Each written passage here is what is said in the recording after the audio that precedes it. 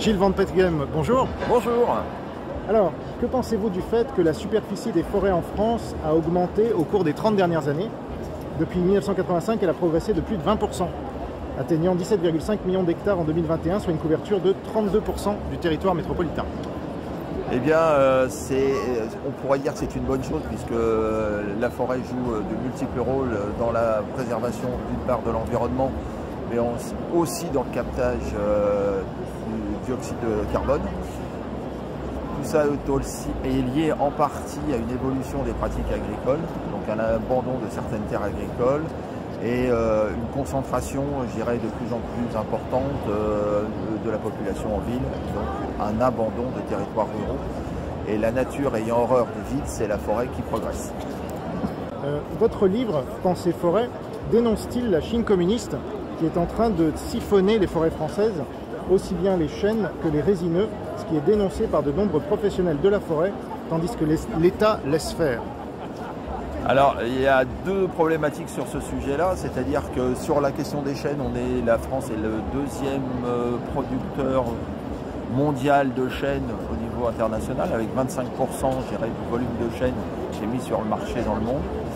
Le commerce avec la Chine est donc lié en grande partie à notre consommation de produits venant d'Asie et notamment de Chine, puisque les containers arrivent pleins et donc quand ils doivent retourner en Chine, théoriquement ils retournent vides quasiment.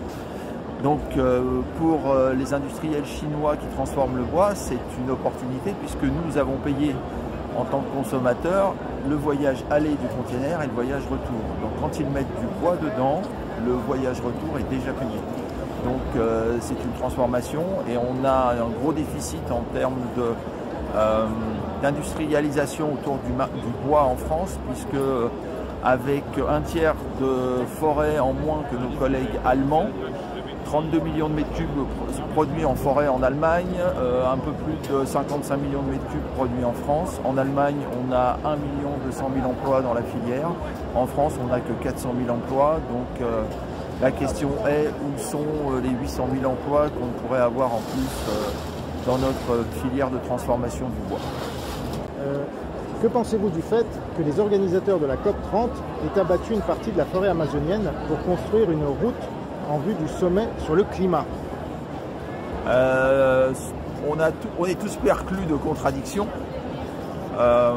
Après, l'emprise de cette route par rapport aux autres opérations de défrichement de la forêt amazonienne, combien ça représente, moi j'ai pas le chiffre en tête. On a aussi en France nos contradictions, c'est-à-dire qu'on dit que la forêt est quelque chose d'extrêmement important pour tous les bienfaits qu'elle nous apporte, que ce soit captation de CO2, filtration des poussières. Il faut savoir qu'un hectare de forêt va filtrer 50 tonnes de poussière par an. Donc, voilà. Et à côté de ça, dans beaucoup de régions, beaucoup d'associations montent au créneau pour dénoncer des défrichements, pour installer des fermes photovoltaïques en forêt. Donc voilà, on peut critiquer ce qui se passe de l'autre côté de l'Atlantique, mais à un moment donné, il faut aussi regarder un petit peu nos contradictions au niveau national. Le 5 avril 2025, France Info indiquait que les chênes centenaires volés dans une forêt des Yvelines avaient été retrouvés en Chine par des militants environnementaux. Qu'est-ce que cela vous inspire? Ça m'inspire que tout le monde parle de l'importance de nos massifs forestiers, mais que depuis des dizaines d'années, on n'arrête pas de réduire les effectifs des personnels qui prennent soin de nos forêts et qui assurent aussi, je dirais, toute la surveillance. À titre d'exemple, pour 75% de la surface forestière française qui est privée, on a autour de 450 personnes qui travaillent dans les centres régionaux de la propriété forestière. Et puis un établissement public que tout le monde connaît qui s'occupe de 25% de la forêt française, c'est l'Office national des forêts, il s'occupe des forêts publiques.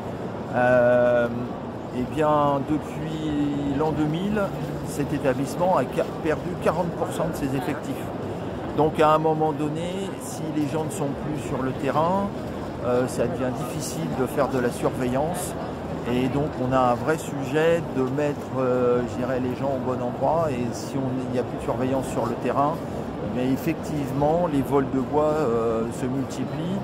Et les personnels de la gendarmerie ou de la police nationale ont aussi d'autres sujets à s'occuper. Et c'est une vraie question entre les personnels de l'ONF, du CRPF, et puis nos collègues de l'Office français de la biodiversité aussi, qui contribuent à cette surveillance des territoires ruraux et naturels. Merci.